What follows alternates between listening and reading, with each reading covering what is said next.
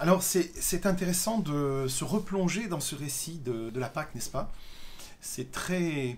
Il y a à chaque fois des petites choses, des petits détails qui nous reviennent, et des petites choses qu'on n'avait peut-être pas forcément remarquées au premier abord.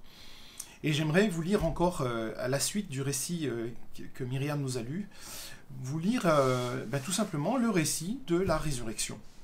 Dans Luc 24, versets 1 à 11. Donc le dimanche, elles se rendirent au tombeau de grand matin, avec quelques autres, et apportèrent les aromates qu'elles avaient préparés. Elles découvrirent que la pierre avait été roulée de devant le tombeau. Elles entrèrent, mais elles ne trouvèrent pas le corps du Seigneur Jésus. Comme elles ne savaient que penser de cela, voici deux hommes leur apparurent, habillés de vêtements resplendissants, saisis de frayeur. Elles tenaient le visage baissé vers le sol, et les hommes leur dirent « Mais pourquoi cherchez-vous parmi les morts celui qui est vivant? Il n'est pas ici, mais il est ressuscité. Souvenez-vous de ce qu'il vous a dit lorsqu'il était encore en Galilée. » Elles se souvinrent alors des paroles de Jésus, et à leur retour au tombeau, elles annoncèrent tout cela aux 11 et à tous les autres. Celles qui racontèrent cela aux apôtres étaient Marie de Magdala, Jeanne, Marie la mère de Jacques, les autres femmes qui étaient avec elles, mais ils prirent leur discours pour des absurdités et ils ne crurent pas ces femmes. Alors, mes amis, aujourd'hui, nous célébrons la résurrection de Jésus. Jésus est ressuscité. Voilà, ça y est, c'est fait. Les évangiles nous rapportent comment les disciples de Jésus l'ont rencontré et l'ont reconnu. Marie de Magdala, le jardinier, qu'elle reconnaît au son de sa voix, les deux disciples d'Emmaüs et Jésus qui cheminent avec eux en leur expliquant les Écritures, qu'ils reconnaîtront en fait à la fraction du pain. Les disciples réunis à Jérusalem et Jésus qui montre ses mains et ses pieds et qui mange avec eux. Et puis il y a Thomas et Jésus qui l'invite à voir et à toucher ses plaies. Pierre et Jean et Jésus, vous savez, vous vous souvenez, ce fameux récit au bord du lac de Tibériade, avec cette pêche que Jésus va apporter, il va préparer le repas pour eux, ils partagent ce repas ensemble avant que Jésus ne retourne vers son Père. Et puis il y a aussi Paul et Jésus sur le chemin de Damas, toutes ces personnes qui ont rencontré un jour Jésus. Et ce même Jésus, l'Écriture nous dit, Matthieu 28, 6 nous dit, qu'en fait, ce même Jésus qui s'est réveillé de la tombe, il n'est pas ici, il s'est réveillé de la mort, comme il l'a dit. Et venez voir l'endroit où il était couché. Et ce même Jésus, eh bien, il veut aussi vivre en nous, faire sa demeure. Comme l'apôtre Paul nous le rappelle, Christ en vous, l'espérance de la gloire, dans 1 Colossiens 1, 27. Dans Colossiens 1, 27. Alors pourquoi la résurrection? Est-ce que Dieu aurait pu imaginer autre chose que la résurrection? Pour convaincre les foules, pour construire l'Église. Eh bien, une des grandes raisons, c'est que Dieu, ce Dieu que nous adorons, ce Dieu que nous chérissons, c'est le Dieu des vivants et non pas celui des morts. Et je vous renvoie à Matthieu 22, verset 32, lorsque Jésus répond aux Sadducéens qui l'interrogent précisément sur la résurrection. Jésus veut que nous soyons transformés. Jésus, en fait, veut nous ramener de la mort à la vie. Alors bien sûr, de la mort spirituelle à la vie spirituelle, mais également d'une mort, lorsqu'elle adviendra, d'une mort physique, la mort du corps, à une vie éternelle.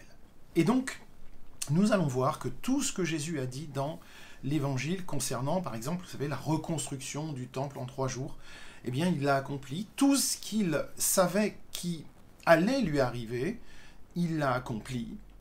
Et tout ce que les prophètes d'autrefois ont écrit concernant sa vie, concernant sa mort, concernant sa mise au tombeau aussi, eh bien, c'est produit exactement comme cela avait été raconté tout au long de l'Ancien Testament. Il y a plus de 300 prophéties qui nous sont relatées dans l'Ancien Testament au sujet de Jésus. Luc 24, verset 6, il y a cette phrase qui qui doit résonner en nous en ce temps de Pâques. Il n'est pas ici, mais il est ressuscité. Beaucoup de gens aujourd'hui cherchent un Jésus qui est peut-être encore dans le tombeau. Un Jésus qui est juste un personnage historique. Mais non, il n'est pas ici, il est ressuscité. Il n'est plus dans le tombeau. Rappelez-vous comment il vous a parlé quand il était encore en Galilée. Hein, c'est ce que disent les anges pour dire, mais écoutez, si vous avez oublié vraiment qui était Jésus, mais rappelez-vous ce qu'il vous a dit quand il était encore en Galilée. Des mots qui ont une implication profonde, racontant la première et la seule personne de toute l'histoire qui ait vaincu la mort. Il n'y en a pas d'autres, on n'en connaît pas d'autres. Et vous voyez ces mots qui véhiculaient une idée totalement contraire à la croyance de l'humanité, à savoir la permanence et la finalité absolue de la mort sur la vie. Et pourtant, l'ange a proclamé que ce qui était impossible pour l'homme avait été accompli par Dieu. Jésus n'est pas ici, n'est pas dans le tombeau, il est ressuscité. Donc, il y a une prééminence de la vie sur la mort qui est évidente ici et qui est frappante. Et vous savez que la plus grande attaque contre le christianisme l'a été alors bien sûr, on a essayé de brûler des Bibles tout au long de l'histoire avec des autodafés, mais la plus grande attaque contre le christianisme a toujours été contre la résurrection, et pour une raison très simple. Parce que les croyants comme les non-croyants comprennent facilement que la résurrection est la pierre angulaire du christianisme, que la résurrection est l'enjeu. Si Jésus est ressuscité des morts, alors le christianisme est vrai, alors ma foi prend tout son sens. Dans le cas contraire, si Jésus n'est pas ressuscité, alors il est très difficile de justifier un évangile de vie. Et c'est aussi simple que cela. Et la plus grande preuve de sa résurrection, eh bien mes amis, c'est vous et moi, transformés, renouvelés par la vie du Seigneur en nous. Au verset 11, l'ange a dit, souvenez-vous de ce qu'il a dit lorsqu'il était encore en Galilée. Il faut que le Fils de l'homme soit livré entre les mains des pécheurs, qu'il soit crucifié et qu'il ressuscite le troisième jour. Hein, donc il faisait aussi référence à un moment donné à Jonas qui restait 3 jours dans le ventre du poisson. Vous n'aurez rien d'autre que le signe de Jonas, disait-il quand il était agacé contre les pharisiens. Eh bien, cet ange rappelle à la mémoire des femmes qui viennent au tombeau pour embaumer Jésus, pour voir finalement quelqu'un qui est mort. Eh bien, cet ange rappelle à la mémoire des femmes la promesse de la résurrection de Jésus. Dans Matthieu, l'ange leur demande de dire aux disciples de ne pas oublier ce lieu de rencontre désigné en Galilée, et se référant aux paroles du Seigneur sur le chemin de la dernière scène, au moment où il va prendre ce dernier repas, ce temps à Gethsémanée, dans le jardin, mais après que je serai ressuscité, je vous précéderai en Galilée, Matthieu 26, 32. Donc Jésus va, après sa résurrection, précéder les disciples en Galilée pour les attendre et pour les rencontrer. Alors Jésus leur a d'abord dit que cette trahison et cette crucifixion allait se produire. Alors la question que j'ai envie de poser aujourd'hui, c'est est-ce que nous tous ici aujourd'hui qui sommes rassemblés dans ce culte, ce temps de Pâques, est-ce que nous considérons vraiment profondément cette résurrection de Jésus? Quel impact, comment est-ce que ça résonne dans nos vies aujourd'hui? Alors c'est vrai que certains considèrent Jésus, mais ne le reconnaissent pas comme Seigneur, comme Sauveur ressuscité. Ils reconnaissent en Jésus un personnage historique très, très sympathique, même assez extraordinaire, mais sans plus. Et au final, ne prennent jamais vraiment cette décision de le suivre. La simple connaissance de Jésus, en fait, ne nous conduira pas au ciel. Et dans Actes 26-28, nous avons cette phrase étonnante de Agrippa à l'apôtre Paul, qui lui dira « Eh bien, si tu continues, tu vas me persuader de devenir chrétien. » Agrippa était en train d'être convaincu par les arguments de Paul qui lui parlait de Jésus. Alors il doit y avoir, en fait, lorsque nous rencontrons le Seigneur, il doit y avoir un changement, une rupture, une vraie rupture dans notre vie, une vraie tristesse d'avoir attristé le Seigneur, et il doit y avoir aussi du repentir. Certains connaissent les Écritures aussi, mais ne les croient pas. Vous avez entendu ce genre d'argument, souvent, je connais des personnes très intelligentes et des hommes et des femmes beaucoup plus instruits que tous mes amis chrétiens, et pourtant ils ne croient pas. Ils sont plus intelligents et pourtant ils ne croient pas. Est-ce l'intelligence finalement qui va nous faire basculer dans la foi? Peut-être, mais pas certain. Dans Acte 17, versets 22 à 25, vous savez qu'il y a Paul qui se trouve debout devant le concile et qui s'adresse à eux. Je vous lis quelques versets, c'est très intéressant. Alors Paul, se tenant au milieu de l'aréopage, dit « Hommes athéniens, je vois qu'à tous égards, vous êtes on ne peut plus religieux. Car en parcourant votre ville et en regardant les objets de votre culte, j'ai trouvé aussi un autel sur lequel était inscrit à un Dieu inconnu. Et ce que vous honorez sans le connaître, c'est ce que je vous annonce.